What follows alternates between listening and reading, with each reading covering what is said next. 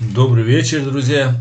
Сегодня я хочу сделать официальное заявление. Сегодня 9 февраля 2022 года. И на Кавказ Реалии и на радио Машо, радио Свобода на чеченском языке, вышел выпуск, где обращаются, я вам эти видео сейчас покажу, где журналист рассказывает о критиках Кадырова и в том числе упоминает мою фамилию.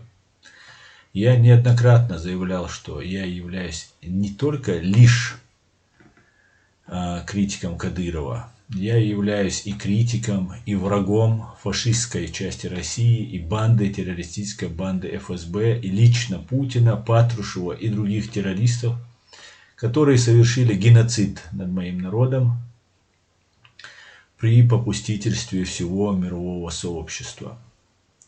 И сегодня, хотя много раз мы уже заявляли об этом, мы уже перессорились со всеми российскими оппозиционерами из-за этого, из-за того, что они говорят только лишь о Кадырове и только вскользь упоминают о Путине. И это выглядит так, как будто кто-то просит маньяка, людоеда заменить старый топор, так как он слишком больно тупой, на новый. Мы с этим не согласны. Россия давным-давно пытается сделать русско-чеченскую войну и ее оккупацию России и Чеченской Республики.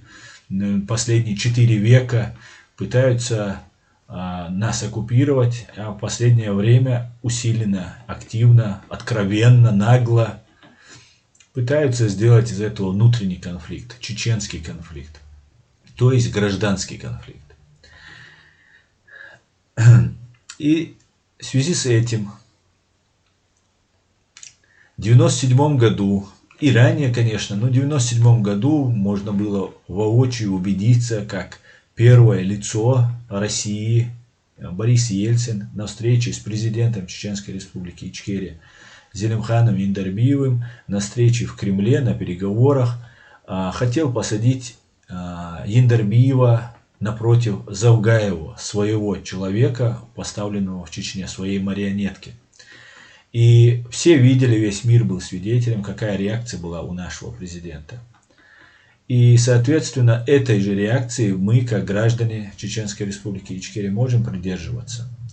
И сводить все к Кадырову, мы с этим не согласны, если кому-то хочется, российской оппозиции, которая все это время молчала, когда нас убивали, за редким исключением, конечно, хочет нас сейчас использовать как таран против Кадырова для того, чтобы власть, система в России плавно перешла от Кадырова к какому-нибудь более лояльному человеку или же той группе, которая осталась не у кормушки. Но никто не собирается смещать самого Путина, менять всю систему КГБ, ФСБ, имперскую вот эту фашистскую систему. С чем мы в корне не согласны, а по мелочам играть желания и времени и сил у нас нет. Не наш уровень, как говорится, Кадыров.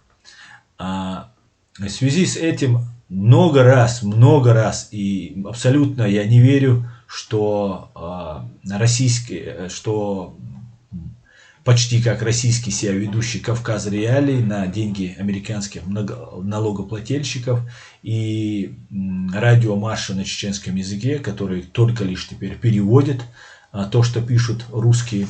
Это как в нацистской Германии, если бы еврейский какой-нибудь отдел радио с какой-нибудь свободы пользовался бы только текстами, которые пишут нацисты, ну или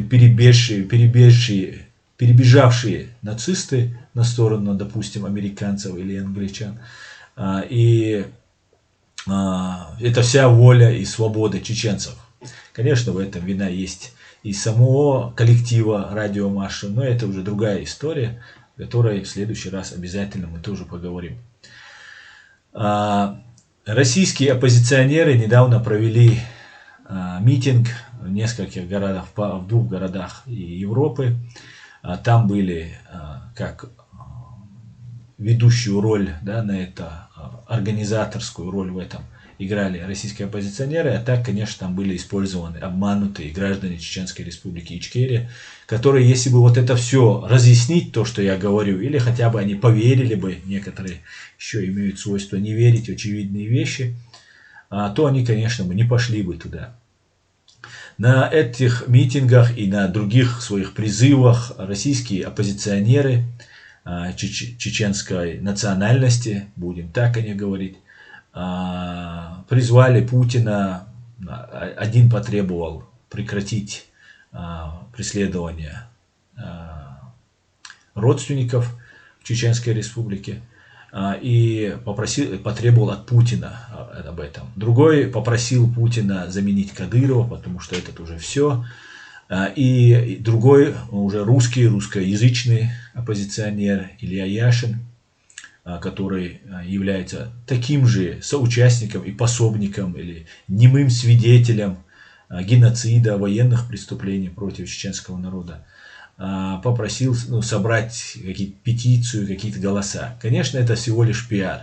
Никакие петиции, об этом уже Песков им заявил даже заранее, наперед. Ничего это не повлияет, но люди пиарятся, люди делают вид, что они борются с режимом Путина. Конечно, они нисколько не борются, они часть этого режима, они хотят быть у кормушки и, вероятно, кормятся до сих пор там окольными путями, финансируются, поддерживаются и так далее.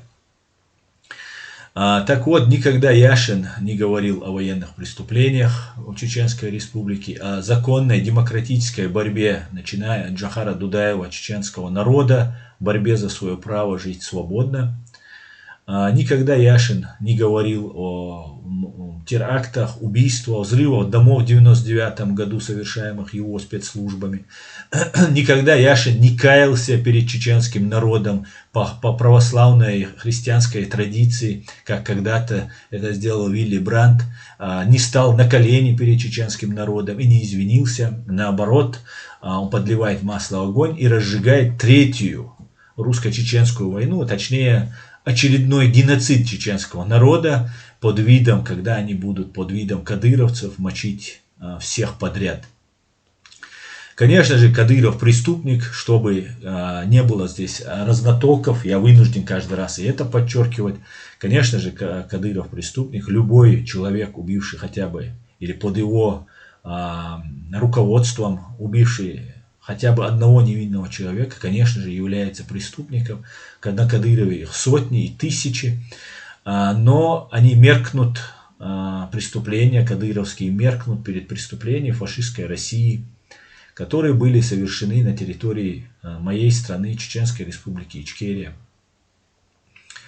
русскими оккупационными бандармиями, ФСБ, УФСИН, ГРУ, военные, все милиция, полиция, ОМОН и все остальные эти бандиты, которые совершали преступления против моего народа, против граждан моей страны.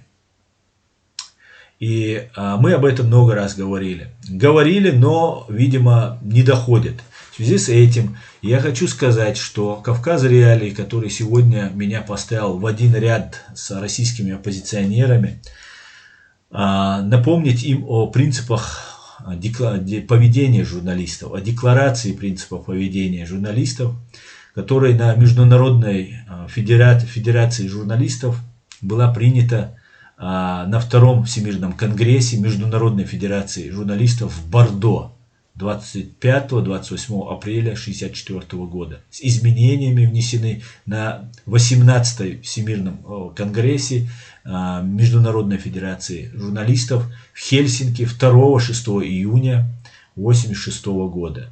Международная декларация провозглашается в качестве стандарта профессионального поведения журналистов в области приобретения, передачи, распространения и комментирования информации и описания событий. В первой статье данной декларации указывается, что журналист обязан, первое, уважение правды и право общества знать правду, первоочередной долг журналиста. Кавказ Реалии нарушает этот принцип. Уважение правды в том, что пишет «нет».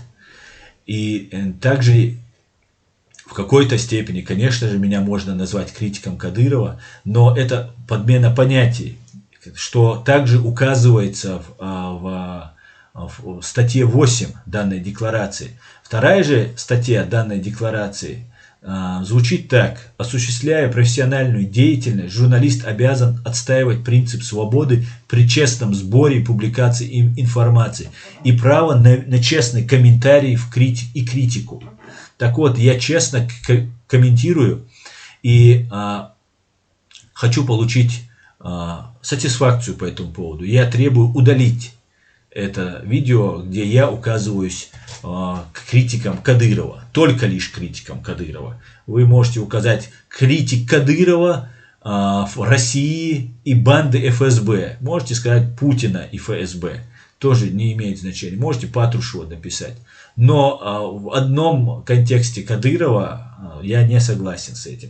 В корне это то, из-за чего вот эти хейтеры в ряд, чью мою фамилию поместили, с которыми пытаются оболванить нас народ, и с которыми я в корне не согласен, которые объявляют меня своим врагом из-за этого. Хотя до врага, конечно, не доросли еще некоторые. 8 статья. Журналист должен считать серьезными профессиональными нарушениями плагиат, умышленное искажение фактов. Это умышленное искажение фактов, потому что это принципиально важно. Об этом я уже говорю несколько годов. Мои товарищи об этом много говорят. И мы знаем, что никакой чеченской войны нет, а есть русско-чеченская война. И Ельцин, когда хотел посадить Яндарбиева напротив Завгаева, именно придерживался от того, о чем сейчас пишет и придерживается, занимается подменой понятия Кавказ Реалии. Клевету, оскорбление, необоснованное обвинение, получение взятки в любой форме за публикацию или не публикацию того или иного материала. Это все нам говорит о принципах поведения журналистов, декларация Международной Федерации Журналистов. Вот я вам покажу на чеченском языке, тут есть на радио Марше, но я сразу покажу на русском языке, чтобы было понятно всем. Вот что указывает Кавказ Реалии. От 9 февраля, то есть сегодня, 2022 года, в Чечне отказались отвечать критикам Кадырова. Называется данное видео. Критиков Кадырова. Тогда силовики забрали самые массовые похищения родственников критиков Кадырова. Тогда силовики забрали несколько десятков человек. Об исчезновении членов своих семей заявляли правозащитники Мансур Садулаев и Аслан Арцуев, а также оппозиционные чеченские блогеры Тумсо Абдурахманов. В этом данном видео сообщается, что у нас забрали родственников, как критиков Кадырова, да, и в этом контексте, а все остальные, которые были перечислены, они на самом деле являются критиками Кадырова. И, на мой взгляд, некоторые полезные идиоты, некоторые знают, чем занимаются, являются российскими оппозиционерами. И это очень важно для нас. Важно потому, что мы не хотим, чтобы наш народ снова использовали российские нечистоплотные товарищи в своих интересах. И об этом всегда мы говорили, всегда об этом мы говорим. Из-за этого нас уже российские оппозиционеры пытаются назвать защитниками Кадырова и так далее. Хотя, конечно же, мы не только не защищаем Кадырова, наоборот, мы еще больше и с сознанием дела, и с ответным, с большим результатом, с коэффициентом полезного действия, с большим, наносим вред российской террористической банде ФСБ и лично Владимиру Путину. Одна из таких, это, можно сказать, заслуга наших соратников, когда мы провели митинги с требованием, писали, говорили, делали видео, где призывали немецкие власти признать Вадима Красикова, полковника ФСБ или ГРУ, убившего Зелимхана Хангашвили, чеченского диссидента, в центре Берлина. Вот это преступление признать политически мотивированным террористическим актом, совершенным Российской Федерацией. И наше требование Высший суд Берлина, Земельный суд Берлина удовлетворил в полной мере. Вадим Красиков получил пожизненный срок без права досрочного обжалования, освобождения. В немецкой тюрьме будет находиться данный товарищ. И многое другое. И именно из-за этого нас пытаются свести к какой-то оппозиции и так заткнуть нас. С нами пытаются и заигрывать, и предлагать и деньги, и вербовать нас пытались, и предлагали разные полезные, там, интересные, на их взгляд, предложения, от которых мы всегда категорически отказываемся. Мы не будем ни заигрывать ни с какими российскими спецслужбами и ни с кем-либо, кто представляет российские спецслужбы. Российские спецслужбы являются бандитскими, террористическими, которые в ближайшее время должны быть объявлены вне закона и террористическими организациями. Вот в связи с этим также я бы хотел дополнить еще сказанное мной. Вот эти видео, которые также есть на моем канале, реалити, российские оппозиционеры, рассопы против Кадырова, но не Путина. Здесь я показываю пример, как российские оппозиционеры призывают Путина или требуют от Путина сместить Кадырова. Но самого Кадырова самого Путина они признают легитимным и так далее. Также, добавляя к тому, что я сказал, я бы хотел рассказать о том, как меня пытаются, обойдя меня, не спрашивая меня, связать с этими оппозиционерами, политическими блогерами, как они себя называют, и связать нас свободных чеченцев, с российскими оппозиционерами. Например, в конце августа, 31 августа в первый раз, и потом 1 сентября в своей странице Instagram я опубликовал фото с надписью, с нашим девизом нашей правозащитной организации, которой директором я являюсь, Human Rights Center Ичкерия. Это наша правозащитная группа, которая проходит процесс регистрации в Германии, и нашего канала Reality. Я опубликовал девиз Chechen Lives Matter, то есть чеченские жизни имеют значение. С этим же девизом в январе этого года, то есть через 4 месяца, вот как вы видите, здесь можно увидеть, что я опубликовал это 1 сентября 2021 года. Вот вы можете увидеть эту картинку. Затем другие товарищи это же наше выражение использовали на своих митингах и акциях. И в интернет-пространстве они это используют, что чеченские жизни имеют значение. Как вы видите, это произошло 6-го, а 1-й это опубликовали вот на этом канале Ассамблея Chechen of Europe 4 января. Chechen Lives Matter. Ассамблея чеченцев Европы присоединяется к акции. Ко мне присоединяться не надо, так как меня к этому никто меня об этом не уведомлял, и эти люди никогда не были моими сторонниками или соратниками. Наоборот, это люди мои хейтеры. Один из них называет открыто меня своим врагом. Это все люди, которые выступали на этих митингах, которые были там. И на этом митинге призывались там какие-то ответным действиям Кадырову. Хотя в каждом государстве здесь есть российские посольства, и их все старательно обходят стороной, с чем мы в корне не согласны. Конечно же, мы не призываем никого бить и не нарушать законодательства европейских стран, где вы проживаете, ни в коем случае. Наоборот, каждый раз мы подчеркиваем, что ни в коем случае этого нельзя делать. Но вот при всем при этом эти люди на этой акции не обходили стороной Путина, Патрушева, хотя вынуждены после многих наших заявлений и после требований и вопросов, справедливых вопросов их подписчиков, отвечая им, все-таки говорить иногда, упоминать Путина, хотя, конечно же, основная цель это смещение Кадырова и не трогать систему ФСБ, КГБ и самого русского царька Путина.